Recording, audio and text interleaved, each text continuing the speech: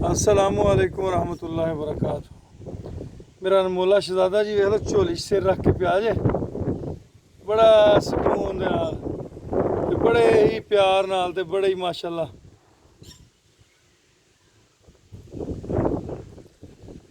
माए नी मैं किनू आखां दर्द विछोड़े दा सताए नी।